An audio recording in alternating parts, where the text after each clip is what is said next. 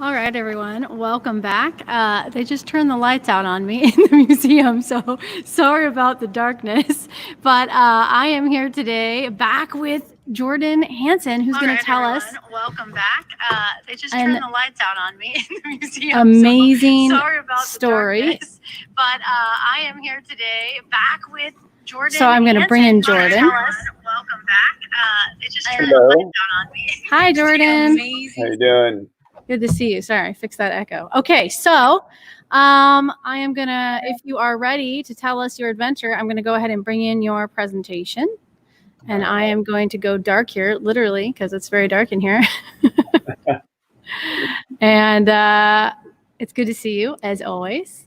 Likewise. Let's get this started. Nobody wants to hear from me. I will be monitoring the chat, and Jordan will answer your questions at the end. Take it away, Jordan.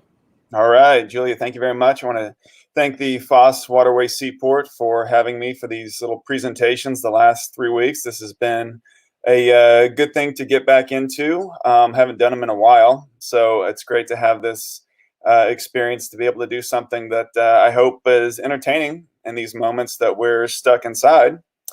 Last week, we talked about my first trip across the sea from New York to England. It was a Guinness World Record built in that, winning a race. And this is about the second time I decided to, I guess the time I decided to go back to sea again. I felt like this was a good picture to start with because from the first trip, and this one captured so much of the love and emotion that I felt when I was out there the first time. Just the absolute beauty that when I was coming into Falmouth, I felt like I needed more of this, and I needed to get back to it. And so, but again, it's a huge decision to decide to row across the ocean in the first place, and then to do it again. It's why? And I guess quite simply, the ocean was calling again. So I like the opportunity to split these stories up because I can get more into the details of just how this row happened. And really, it started out with the catalyst being my friend Rick, who was a guy that I knew from flat water rowing when I had first moved to Seattle. He was rowing at Lake Washington Rowing Club along with myself and Greg from the first trip. And he came to me sometime in 2008, 2009, and he said that he wanted to do something big, and that if I was thinking about doing it, that let him know he was interested. And so that summer, I also ran into a gentleman named Adam Creek, and Adam Creek is quite the rower. He has been in 2 Olympics, got a gold medal in the Canadian men's 8 in Beijing, and I met him through my teammate Brad from the first trip. Brad was working with at the Seattle Boat Show and met a boat builder named Harold who builds these Whitehall Spirit boats. And he invited us all, myself, Brad, and Adam, to go race his boats down in San Francisco. So we met Adam, and Adam met us, and we decided, didn't really decide at that time, but we just exchanged stories. Adam told us about racing in the Olympics and winning gold. We told him what it was like to race across the sea and get a Guinness World Record. And I could just kind of tell by the way that he asked questions that I felt like if I asked him, he might be into it. So there was this interest from Rick, and there was this interest from Adam. And so that's when I decided that I would get the band back together. And I decided I was actually just outside Foss Waterway Seaport when this happened. I was in downtown Tacoma driving south along the Pacific Ave, which is like that main street in downtown Tacoma, when I called up Greg. And I was telling him, I think Adam's interested and Rick's interested. And I mean, man, we should get the band back together and see what we can do. And I think Greg was very understandably, skeptical of doing that. But it was just seemed like another exciting, enticing proposition. And so we decided to commit to that right around right around 2000, late 2008, early 2009. So here was our new team. Had me and Greg from the first trip, Rick, who is an incredible rower and a Boeing flight test engineer, Adam, the Olympian. It was this amazing team, and we were planning on doing one of the Mid-Atlantic rowing races, and we wanted to go as quick as we could across the ocean. But as the fundraising started to wear on and on, just kind of the idea of racing didn't seem quite as attractive. But I guess if that racing wasn't there, then what was our impetus for wanting to get out there? And we really struggled with this for a while. We had this desire to row across the ocean, but why? What was our reason? And I think what it came down to it was the ocean is a curious place, and these ocean rowboats are a curious way to experience them. A rowboat goes, especially an ocean rowboat, goes very slow, more or less walking pace across the sea, and you're very close to the water. And so you get this very intimate experience, being able to look at all the things that are going by you. And you're forced to see them because you can't go any quicker.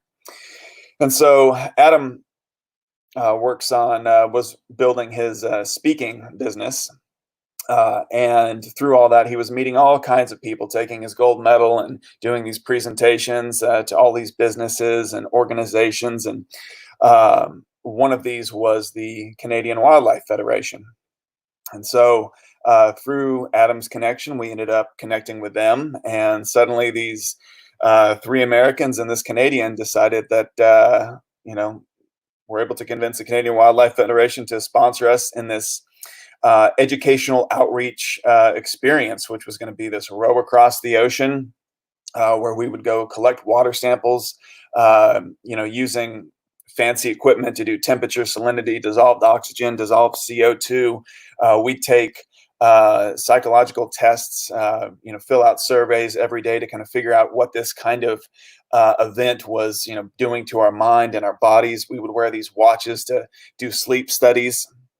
And so taking all of that information, using every single bit of science that we could wrap up into this 30-foot, I guess since it's Canadian wildlife, 10-meter, boat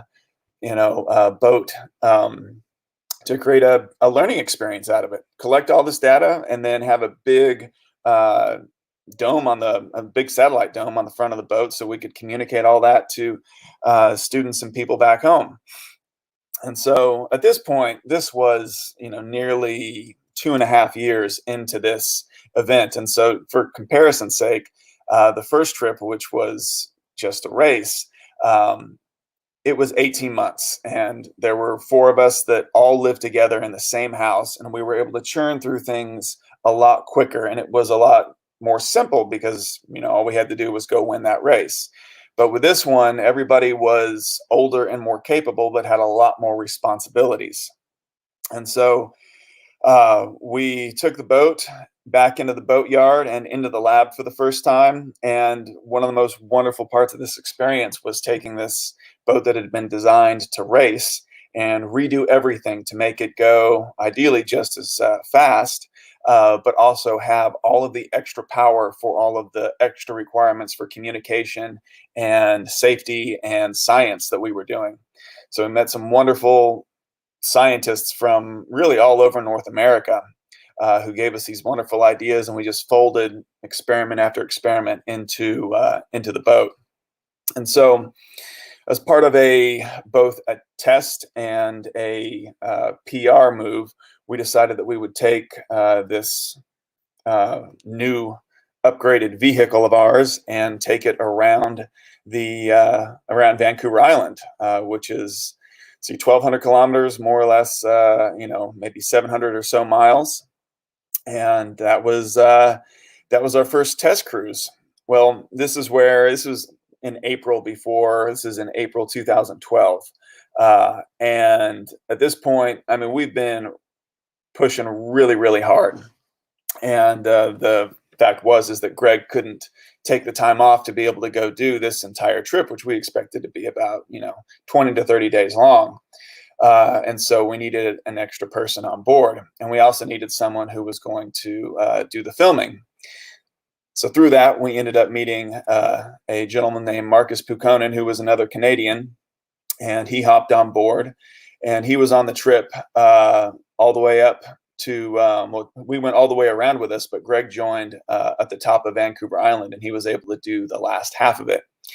And this was an incredible trip. You know, we broke some things, we figured out what worked and what didn't, and it was an excellent test for what it was like to go out to sea, and just to go out and see this wild and woolly part of the Pacific Northwest was just an incredible privilege in and of itself. And if the adventure had ended there, it would have been amazing. So it took us about 21 or so days to actually get around. And then after that, there was definitely a reality check, because Greg was very frank and he said, I just can't swing being gone for that long, because we expected by the time we got to, we were planning on rowing from Africa all the way to North America. And we're going to leave from Dakar in Senegal, which is the westernmost town in Africa, and head to Miami. So this route from mainland Africa to mainland US had never been completed before. And this was going to take a long time. And so Greg, he sat down with us and he said that he wasn't able to make it, but he was still a part of the team. And it ended up being a really, really good thing that he stayed on shore and was able to be our shore manager, because there was just too many moving parts at this point. Between the sponsorship, the education, and the science, that the four of us could manage it on the boat and not have someone that we could trust implicitly and who understood how all of these pieces went together. After careful consideration, Rick, he poured his heart into this project for years. And after going around Vancouver Island, he decided that this was not something that he wanted to do. And so here we were months before we were scheduled to go. And we had a shore manager, and we had 3 guys on a 4-person boat.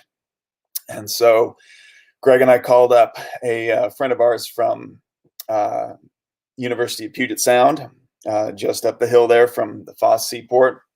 And this guy his name's Pat Fleming. He rowed with us in college, and he is a wilderness EMT, is a raft guide in the summer, and a ski patrol in the winter. And so suddenly we had a full team to head out to Africa. So ended up packing up the boat, and right about the time we were packing up, Hurricane Sandy hit. And a few weeks after that, we were scheduled to land in Dakar.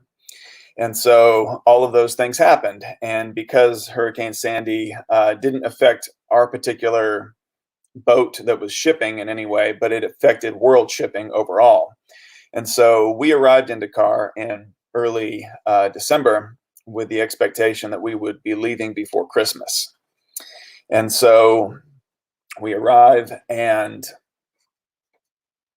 our boat is not going to show up, and we don't know when exactly this is going to happen. And so we're only updated every few days or every few weeks of what the new possible arrival time might be.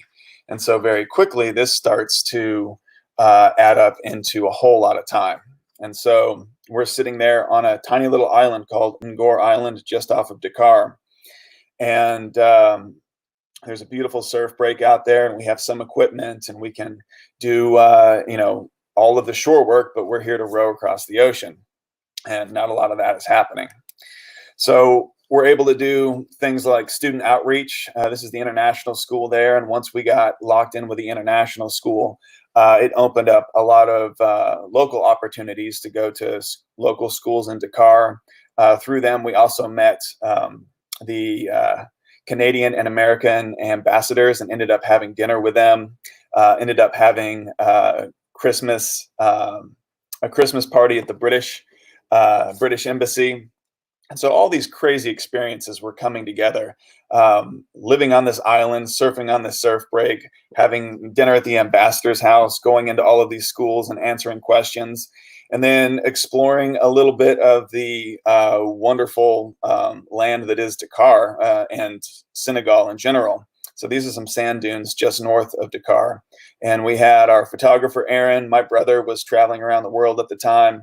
And the gentleman with the camera there is Marcus's brother, and he was a videographer. He came out here to help Marcus. And so we had quite this crew living in this little house in, actually not so little, in Dakar.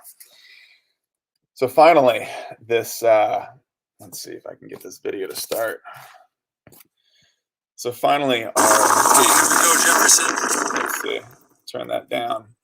So anyway, our boat shows up 55 days later. And at this point, I mean, we're feeling a lot closer to Dakar than, really we do to the U.S. at this point. I mean, it feels like we have been there for 2 whole months. And so the boat shows up in this 40-foot container. You can see there, that boat almost dropped and broke the crane. So this boat shows up in a 40-foot container. It's been completely wrapped. It's full of food, and it is quite literally shrink wrapped. And we pull it out of this 50-foot container, and we have this shipping gentleman there who's our fixer to make sure this goes smoothly. And so he's this gentleman in the foreground with the that little fedora. And as we're pulling this out and getting this truck ready to put this boat in the water, this gentleman here with the pink shirt shows up with a truck full of, they're either soldiers, military, gendarmes, I'm not sure. They're armed. And they come up and they tell us, and we're not going to put this boat in the water. And so these two guys start yelling at each other in French, back and forth, back and forth. And the French guy turns to us, and in broken English, he tells us to keep getting the boat ready. And then this guy tells us to stop. It was just an almost disaster that I don't even know exactly what happened. But we were able to actually get the boat in the water. And then at this point, we took it over to the other side of Dakar, because Dakar is on this peninsula. And the only place where we had a proper dock where we could do the final preparations and loading was at this bizarre 5-star hotel. And so we were off on one part of Dakar, and we'd get off the island in the morning and take a little cab over there and then go work on the boat. And we had about 5 days to get this thing ready. And at this point, again, we'd been here for 2 months, and these friendships that we'd had with the locals had become a lot more rich. And it just kind of seemed initially that this would be a spot that we were just touching base to pass. But now there was this real connection, and there was this feeling in our hearts that it was just a little, not a little, it was a lot harder to leave.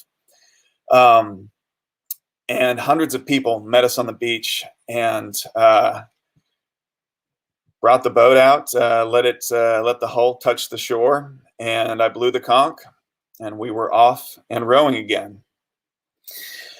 So once we passed the island and the surf break, the wind kicked up and the waves picked up, and the first few days were full of a lot of seasickness. In the first 36 hours, we ended up breaking an oar.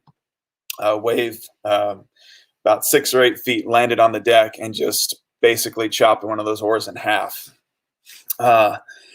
And it was just a real struggle to make progress. The wind kept pushing us farther and farther south, and we had to get north. So when we finally started to make westerly progress, we were fighting and fighting, and it was just going so slow. So here we are, the first few weeks of this trip. You can see just how far we have to go. I think this is about a little bit less than 700 miles into it. And you can still see there, if you look at those little mountains of the Mid-Atlantic Ridge, we're still very, very far away of that. And yeah. So after a few weeks, everything starts to kind of fold together. And it's not like we're just rowing across the ocean. Every single day, we are blogging and communicating with students via Greg back home. He's managing the sponsors and the media, and he's keeping up a full-time job doing physical therapy. We're running experiments 3 to 6 times a day. So we're filling out 2 surveys about our mental health.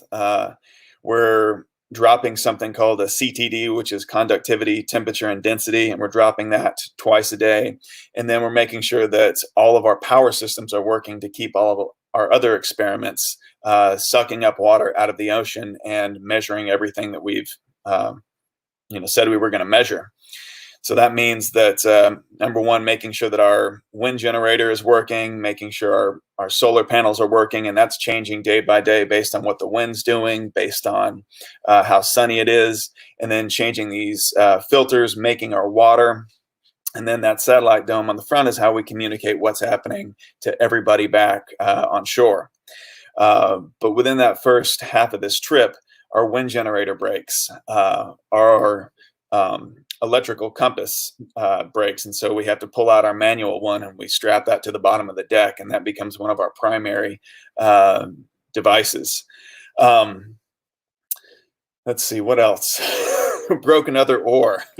But in spite of all this, we kind of become a machine. And unlike the last trip where we didn't bring enough food,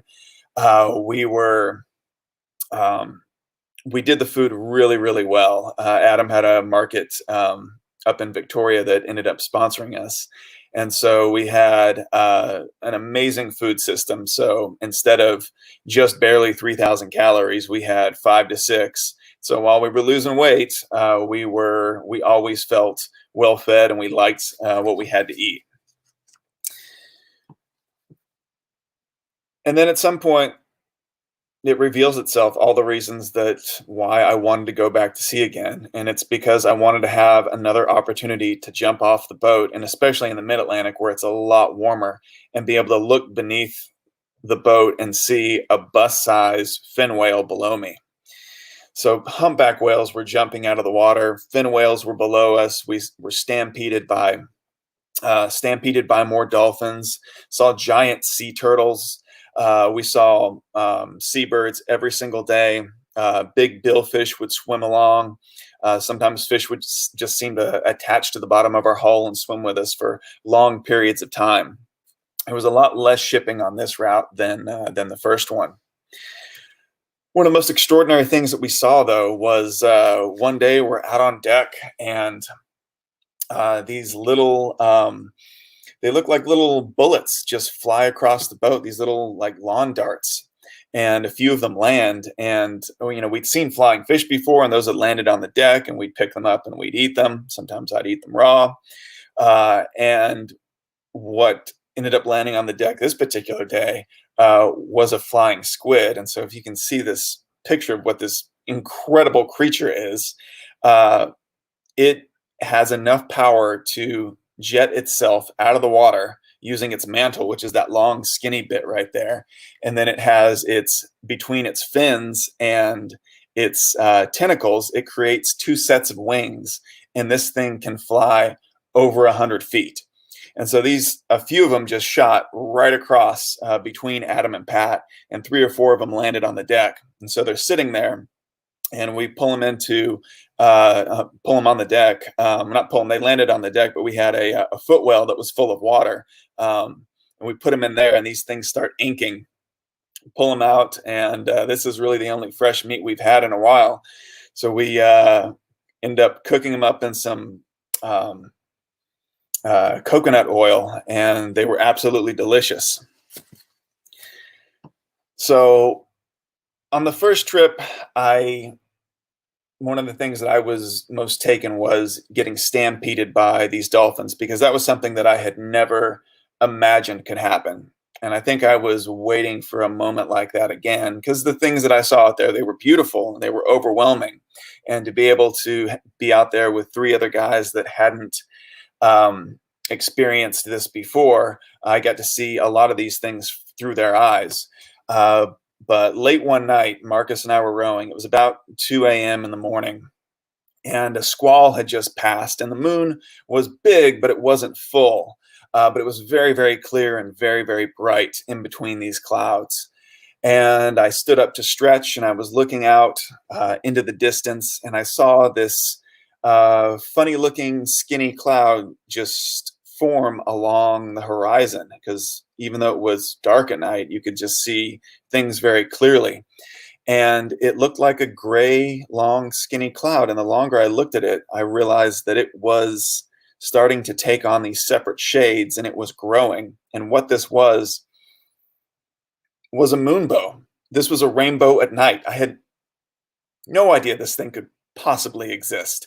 And I just absolutely lost it. I mean, a moonbow. It's the best thing I'd ever imagined. So I just start losing my mind. And meanwhile, Marcus, who's just cool as a cucumber, which was great most of the time.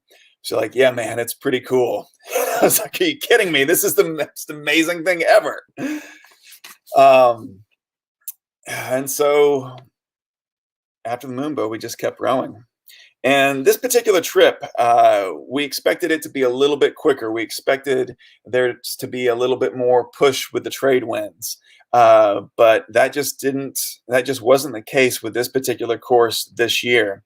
And that meant that you can see a little curly Q if you look at our route right there. It meant that we spent a lot of time on sea anchor.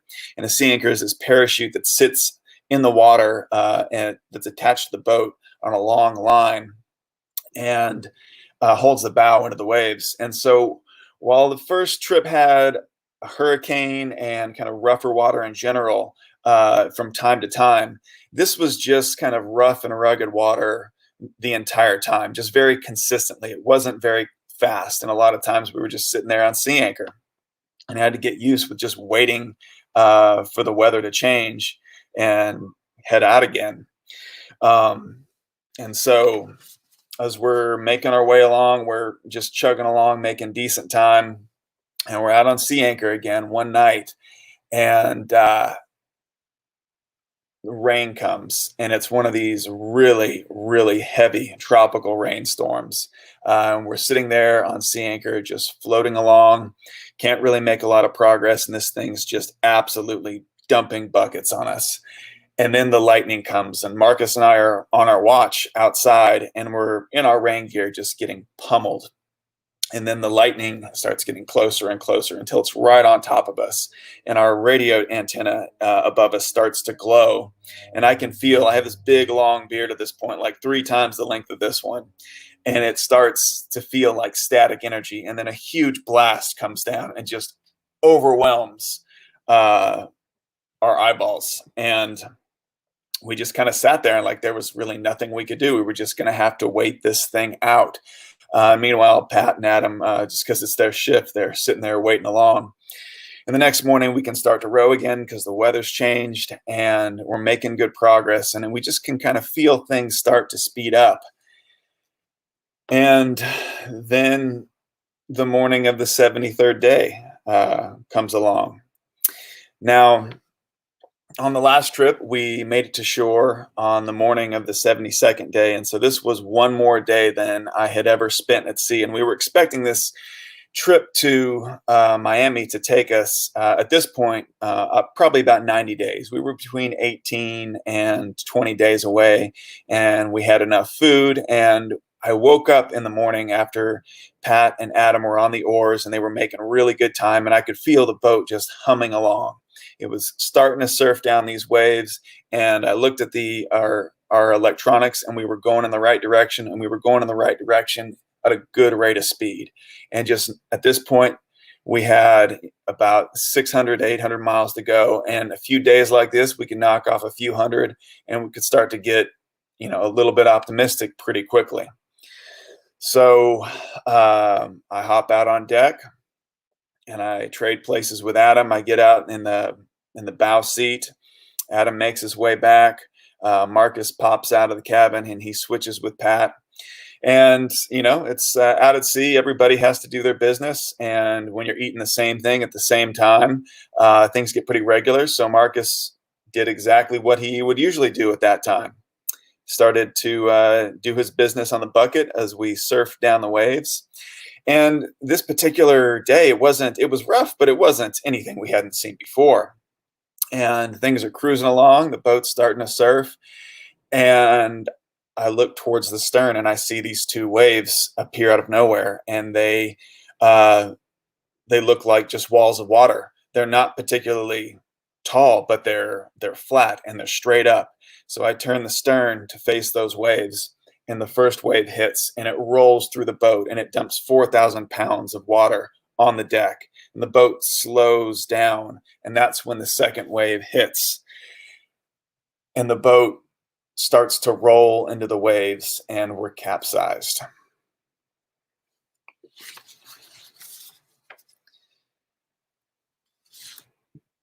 So I fall into the water. Marcus is caught literally with his pants down. And I don't even have time to be scared at this point. I pop up, and seconds have passed. And in that time, Adam had thrown Pat out of the cabin. As that boat turned over, the cabin flooded. Adam, who's about 230 pounds, grabs Pat, who's 160 at that point, throws him out of the cabin. He swims out. And by the time I kind of realize what happened, I start yelling for names. And thank God, every single name yelled back. And then there's a brief moment where we're all yelling at each other, and our plan B kicks into gear. This was something that we knew could happen. We had our plan A was to make it across the ocean, with everything intact.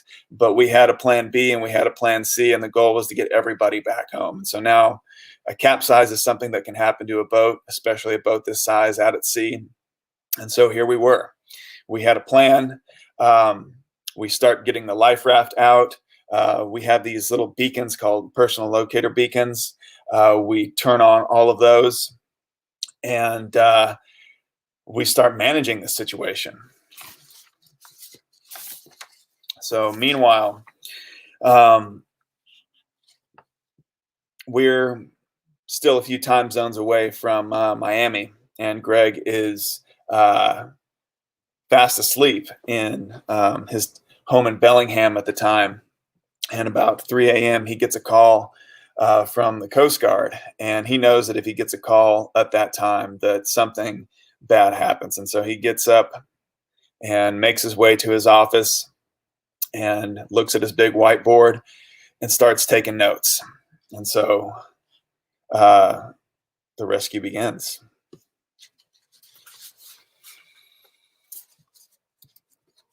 So meanwhile, we've been trying to figure out what to do in this situation. We have our life raft out. We check in with one another. We have our beacons out, so we know that people are, if this technology works. And at this point, it's not new technology. It's stuff that's been around for over 30 years, and it's rescued tons and tons of people. But we check in with one another, and we're all feeling good. And we look at our upside down boat, and we decide that we're going to try and flip it over. So we take what we have to use, our oars and bits of rope, and we wrap it around the boat.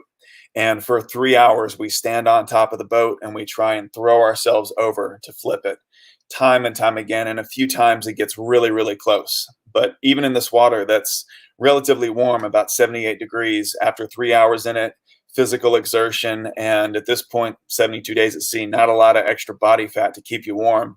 We start getting tired. We start not being able to think straight, and it's time to retreat to this life raft.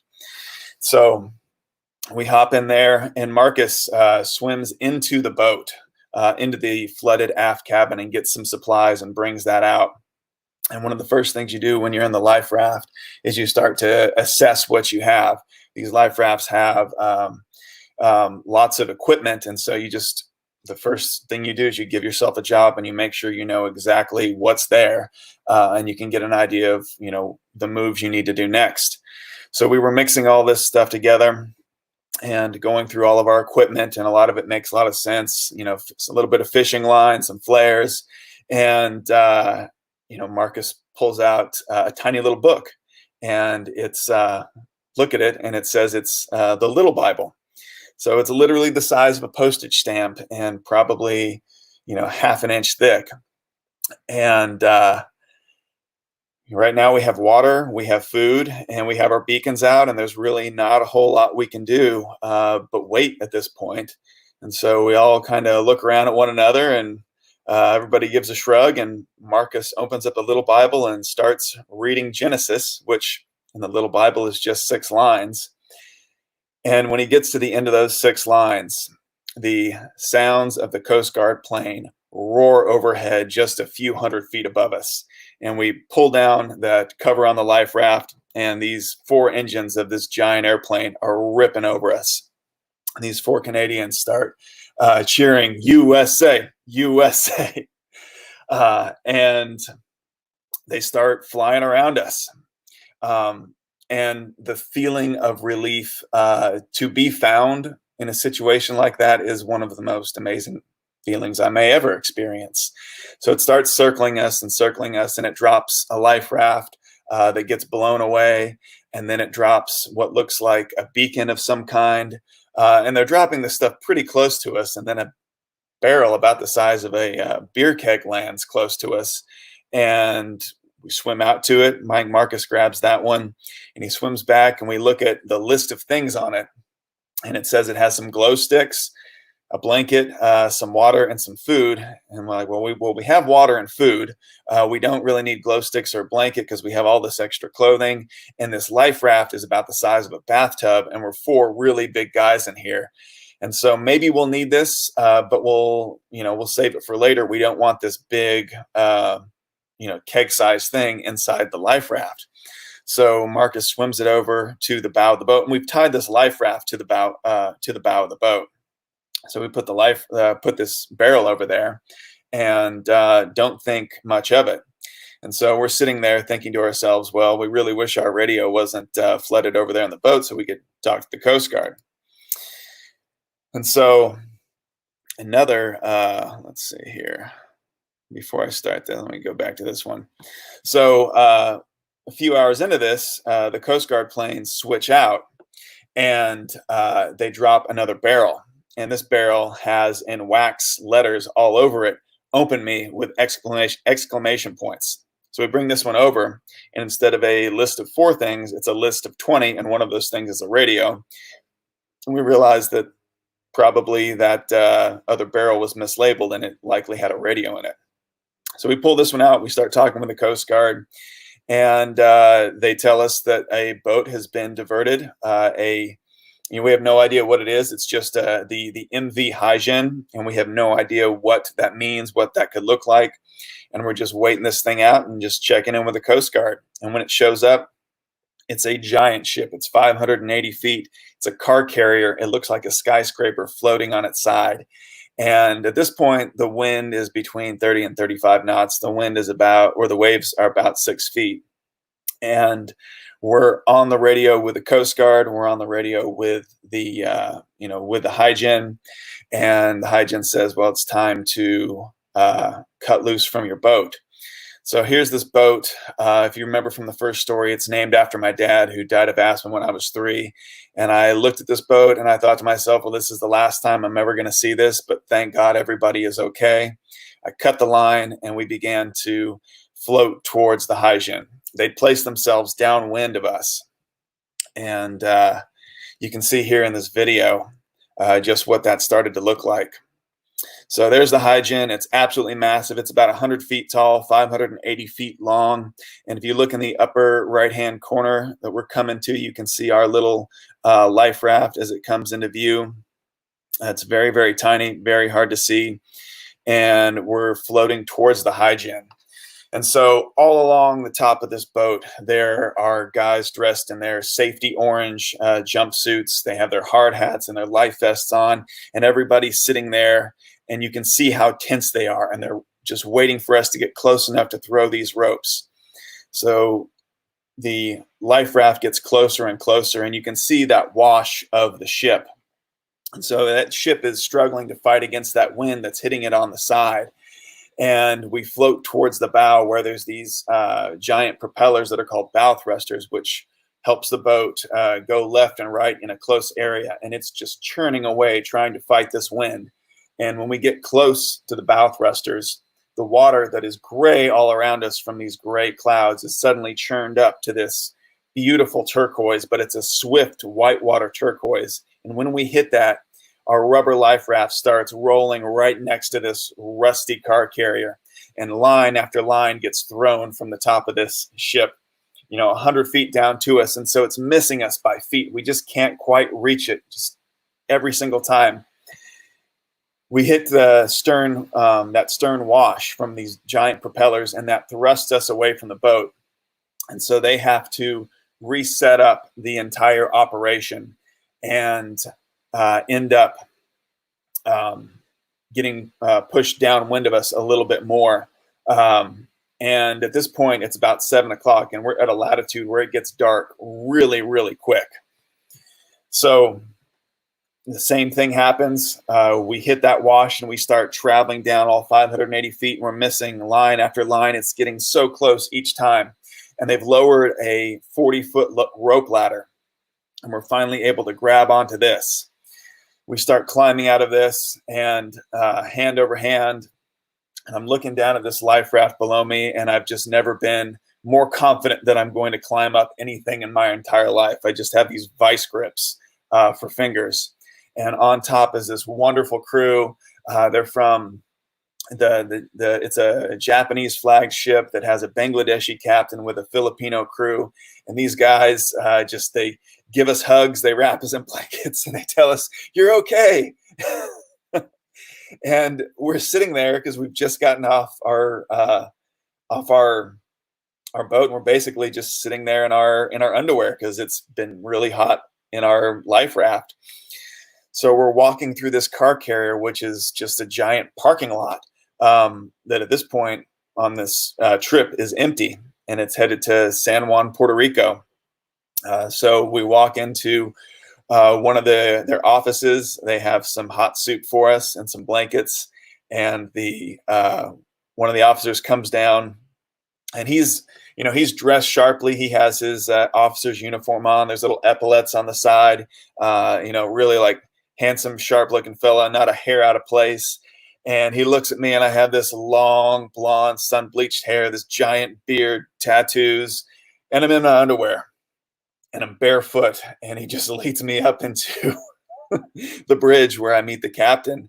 And there's this moment of walking in, and you could just hear a pin drop.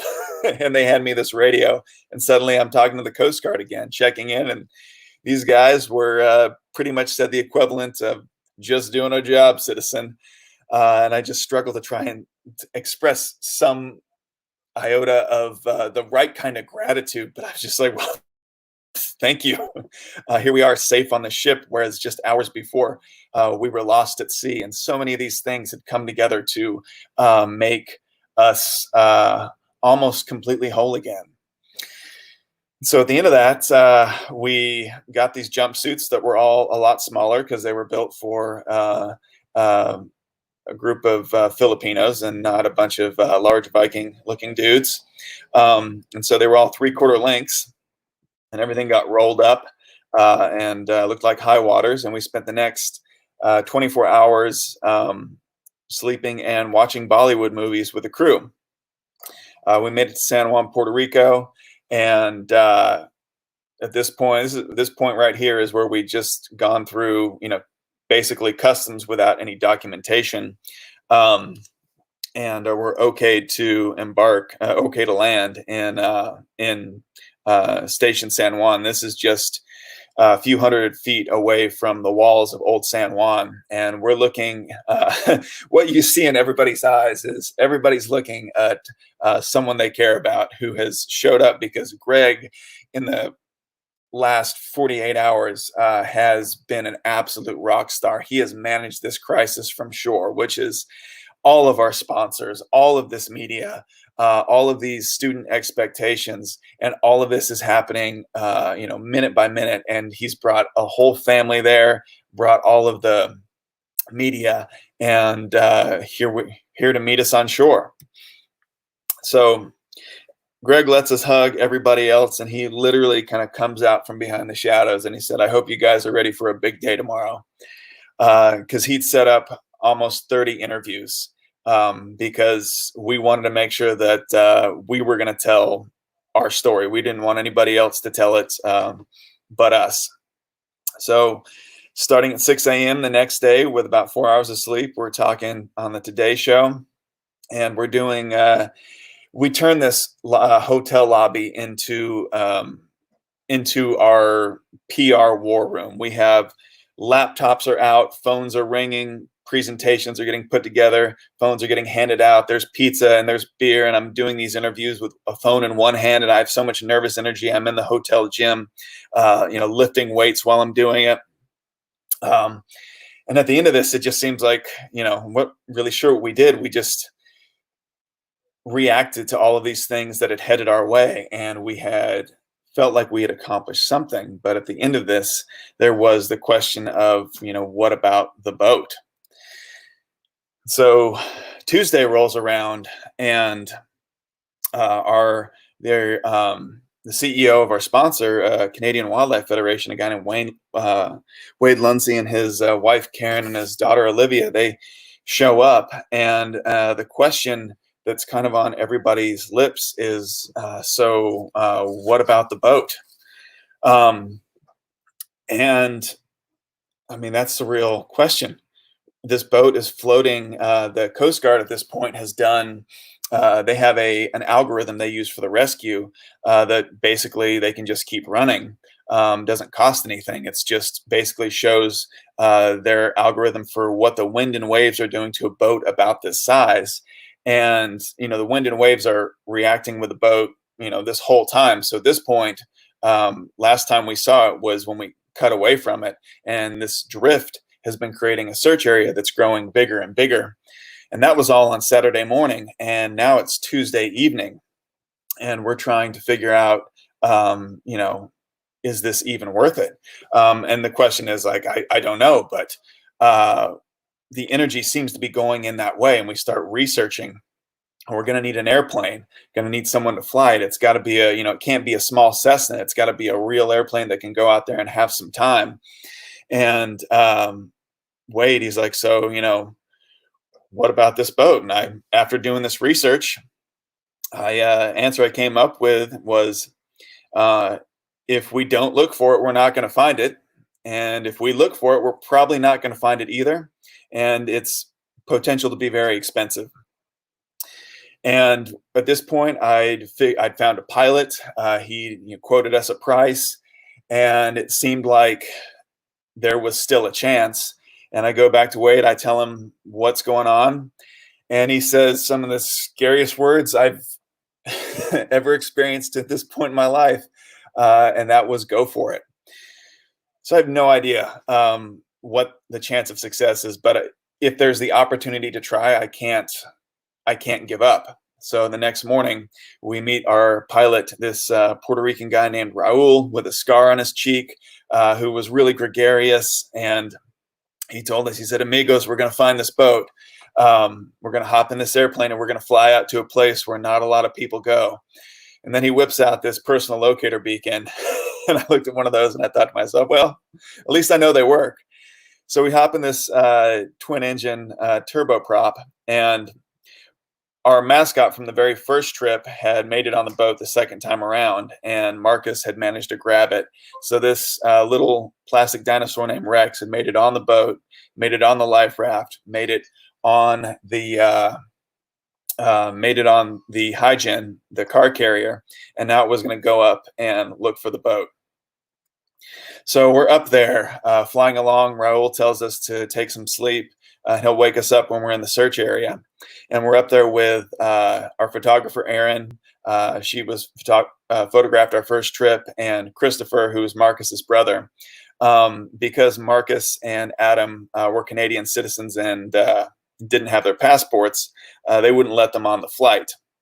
So it was the videographer, photographer, and me and Greg that went up there. And it takes us 2 hours to fly out to this position. We wake up, and the aircraft is about 800 feet above the water, which feels like the wrong place to be in a commercial aircraft out in the middle of the ocean. And it just looks like an absolutely hopeless situation. It's beautiful. The sun is shining, the waves are rocking, and it just seems like an absolute impossibility. And we have about 45 minutes in the search area. And I think to myself, you know what, if we do this, if we give it our best shot, then we will have done everything we could, and that's it. And then we can walk away from this. If we don't see it, I just have to keep my eyes peeled, and chances are we won't see it. So we're cruising along back and forth in this search pattern. And I start hearing Aaron and Greg argue on over where they think they saw something. They think they saw something, but the plane was, of course, moving very fast. And I turn around to him and I said, "This is our plane for the day. Like we get to tell it where to go." So I go up and talk to Raul, and he starts to bank the plane, but in the opposite direction that we tell him because of just the way the wind's blowing. So they were going to go the other direction. But as it does that, the plane banks and the wing moves its hand, and like Vanna White reveals that there's the boat. It's floating there, and the way that we can tell exactly what it is there's that orange barrel that we didn't open that is attached to the bow of that boat, and they're both floating there. So suddenly it's an option to go get this boat. But I mean, what does that even mean at this point? This boat is floating in the middle of the ocean. We have found it in an area the size of Rhode Island. And when we go back, it's going to continue to float. And that search area that shrunk to zero is going to start growing again and again. And what kind of boat are we going to get out there? So, I mean, that's the look on our faces when we found it. It was an unreal experience. And I can see just how not so big that plane was. But we get back to shore. And so this is Thursday at 5 p.m. and we're able to tell everybody that we found the boat. And turns out that if we're going to go get this boat, we need something that's pretty substantial. And Pat had gone to school at the University of Puget Sound with his roommate freshman year was the son of one of the CEOs of Foss. And so he makes some phone calls, and that guy makes some phone calls on our behalf. And suddenly Foss Tugboats ends up helping us get a half-price deal through a tugboat with Barinkin Towing. And this all happens basically Thursday afternoon, and we confirm with them at 9 o'clock in the evening. And at 8 a.m., we're at the Tugboat Century, ready to head out into sea and go try and find this boat and hope that it still, in that time, hasn't sunk and we can still find it, because this search area is growing every single minute. So this crew is just amazing. There's 4 languages between the 8 of them on board, and it just feels like we're on this modern day trip from Pirates of the Caribbean. They think we're absolutely nuts, like we're going after a rowboat. But it's Barinkin Towing that the company that's doing it for half price. So all these guys are, they don't really care.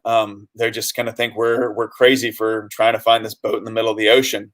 And we have 2 days before we can even possibly start looking for it. So we get to know the crew, and by the time we get to the search area, and we have 7 days of fuel overall. So 2 days to get out there, 3 days in the search area. And day 1 rolls up, and everybody is excited. Everybody is optimistic. This search area has went from the size of Rhode Island, and now it's about the size of King Pierce County here in Washington.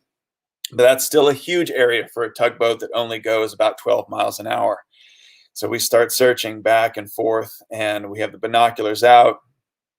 We're just looking, and the minutes are going incredibly slow, and the hours are going very, very fast.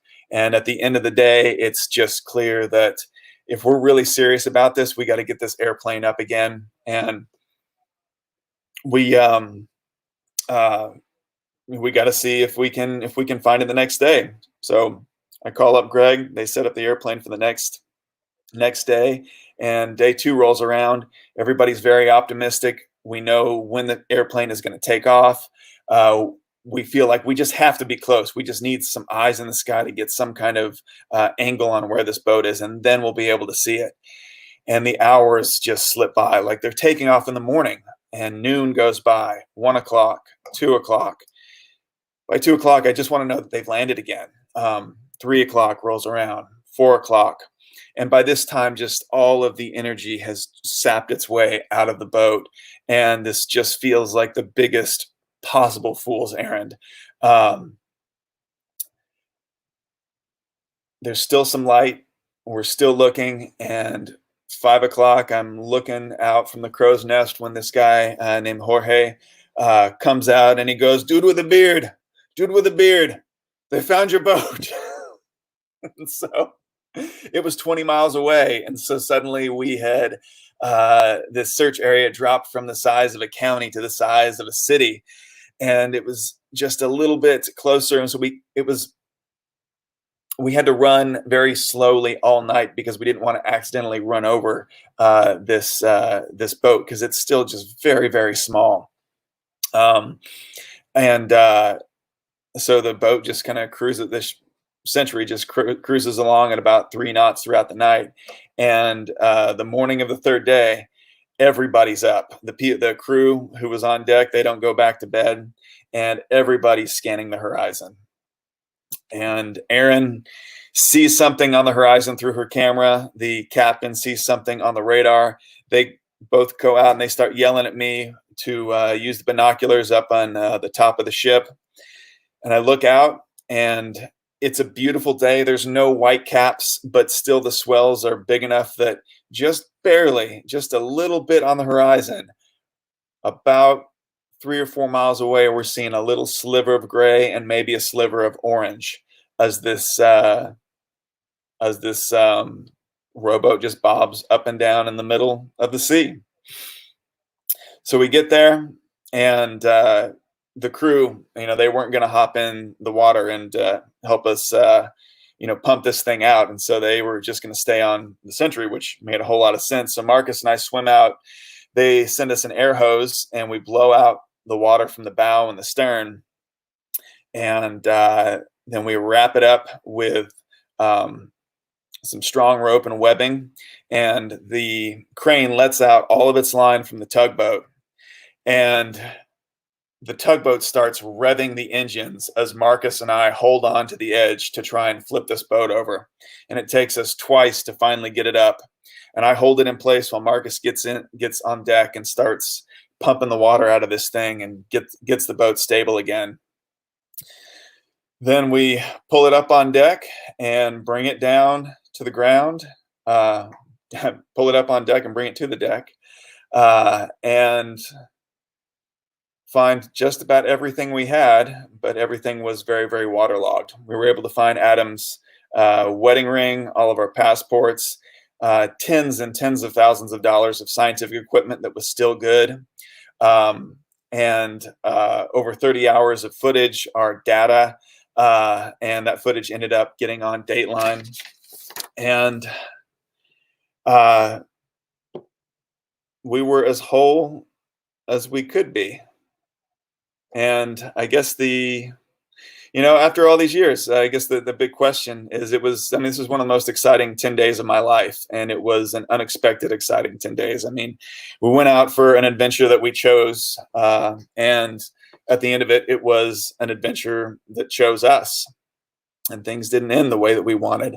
And we were forced into this position of, preparation for worst case scenarios and responding as best we could.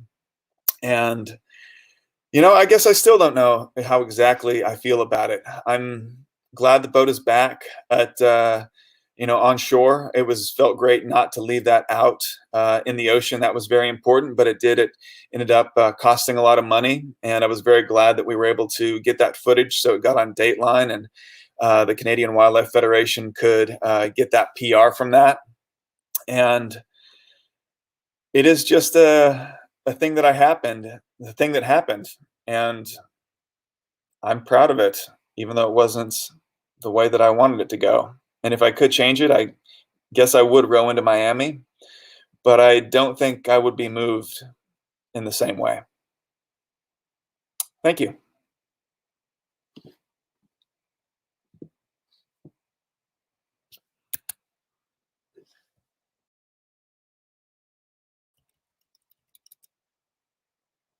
Hello?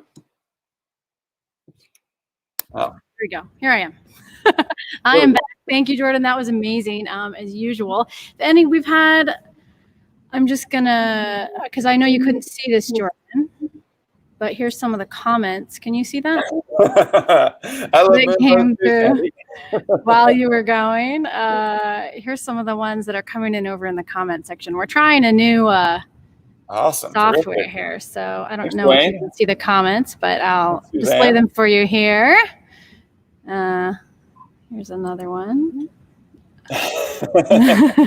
Yeah, Okay. I feel very lucky, blessed, however, whatever philosophy you want to subscribe to. Yeah, and it was the most sea story thing that's ever happened to me. The 10 days was, it was 10 days between the capsize and finding the boat. Maybe 10 days between actually getting back to, I guess it was 10 days between finding the boat, 12 days before we were back in San Juan. Yeah, moon bows. Yeah, I'll just, you can react to them as they come. But we did have one question from last time that we didn't get to, which is, so somebody was wondering what kind of damage did the boat sustain from being upside down in the water for that long, besides, the waterlogged electronics? That's pretty much the main thing, is that all those electronics, like they were all rated to be outdoor electronics, but just because that means that they're rated for like really tough splashes. And in our experience, just having a boat that close to the water that takes that many splashes, like a lot of that stuff ended up, dying in the first few days. But on the first trip, the electronics were working fine. So it just kind of, sometimes when you have that kind of, when you're putting it through that kind of work, it's not always like you have backups.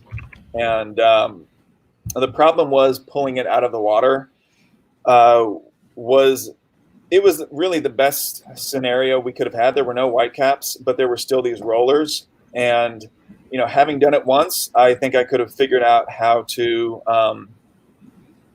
have pulled it on board without it taking a few hits. Like it took 2 very hard structural hits that if you look carefully on the boat, you can see.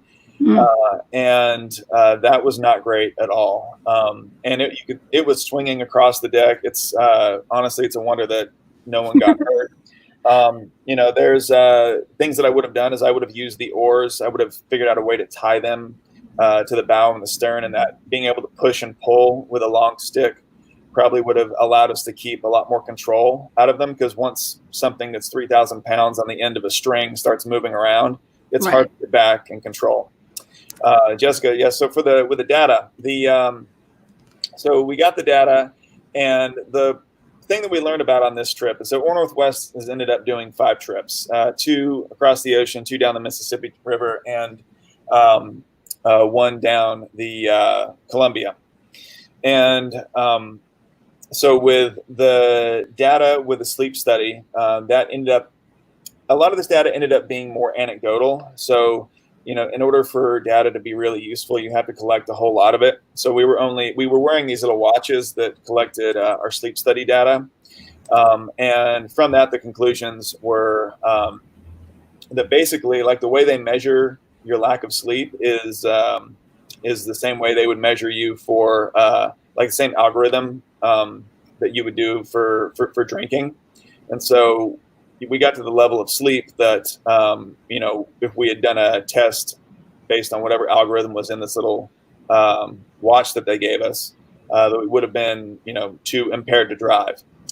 We ended up not being able to repair the oars. They were just snapped completely in half, but we had spares. And so we'd fixed those. We just put them together and kept on our merry way. What happened was, the oar locks were really beefy, and on the first trip we had some very beefy ashwood oars that were wrapped in carbon fiber, and they were very heavy, they were very durable, they were flexible, and they would end up breaking the pins, and we ended up going through about a half dozen of those. But on this one, we built the oars a little bit lighter, and we beefed up the oar locks. And so that meant that we had the opposite problem. So what we ended up doing was opening up the horns halfway through the trip, which took like 4 to 6 hours, because I had to do that by hand. And that was, I won't get into the details, but it was a pain. It would have been a lot easier to have done that in the shop. But going back to the data, is we ended up it ended up being used more anecdotally, and we took that lesson to the next trip, and we made sure that there was a lot more, that there was an opportunity for funding to develop the data on the back end. And so for a trip down the Mississippi River, we did 2 water quality transects, and that one ended up getting published in the Journal of Limnology and Oceanography. And if you're interested in that, I can send you more information on that. In terms of training, the problem with big events like this is if you're doing the fundraising, if you're doing the working on the boat, all of these things, is that you struggle just to get a little bit of training in. So we'd go on these long training rows every once in a while, but not nearly enough. So it's really more to go out there and you're testing to see whether the boat is working the way you expect it. And you kind of bank going into this of just like trying to maintain a level of consistent fitness. And then that first 2 weeks is pretty hellacious. You have to get over seasickness, and you just have to, you just deal with being really sore all the time. And then at some point, it just becomes what you do. Awesome. And I want to mention as well that I'm really excited and thankful for Jordan for doing all this stuff. And he's also going to be we're working with a 5th grade at one of our local elementary schools who is supposed to release 20 salmon fry in a few weeks. And of course that we're not able to do that. So we've moved the whole thing virtually. And one of the things that the students are doing virtually is learning about water quality. And so Jordan is going to be talking to them next week and explaining what he learned collecting that water quality data on the Mississippi. So that's really awesome. Thanks, Jordan.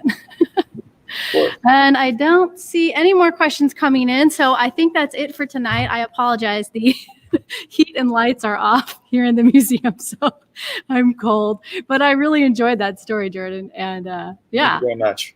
So this will be available both on Facebook and YouTube after this. There are some links if you would like to support Jordan, who is doing this for free. You can buy his book, and the link to that is there. He would love it if more people would read it and review it for him. And you can also, there are more links there as well and ways you can support Jordan. Anything else? Oh, right. You can buy so Jordan does an amazing Airbnb trip where he takes people rowing. So you think this would be great? Try being in a boat with him. Wonderful tour of the waterways up here in Seattle. And if you're interested in that, reach out to me, and yeah, we can figure out how to get some kind of gift card for a row at some future date. And what is that? You have over 200 5-star reviews. Is that right? 200 Almost something? 200. Yeah, Almost a lot. So, I mean, yeah. I was hoping I want to go. I was hoping to break that now, but you know, Yeah. I'll have to wait a few months. We'll see. Yeah. I don't know about some of you. I'm sure remember when this happened. I know I do, and that's actually how I know Jordan is from way back when I was a adventurer myself. And yeah, so it's interesting to hear the story. I'll also post a link to that Dateline episode. That's still up, right? Yep, Dateline Capsize. Yeah. If you Google it, you'll find it. Yeah, in case you want to know more. Anyways, thanks, Jordan. I really appreciate your time. And we're going to be putting a QR code on the actual boat, which, in case you don't know, is sitting outside of the Foss Waterway Seaport right now. And so I've seen, just while this was happening, a lot of people walk by peering in the windows at me. And so now with the QR code on the boat, people will be able to scan and find this story so that they know what actually happened. So we're really excited about that. All right. Thank you, Jordan. I'm going to end the broadcast. See you soon. Take care. Bye-bye. Bye.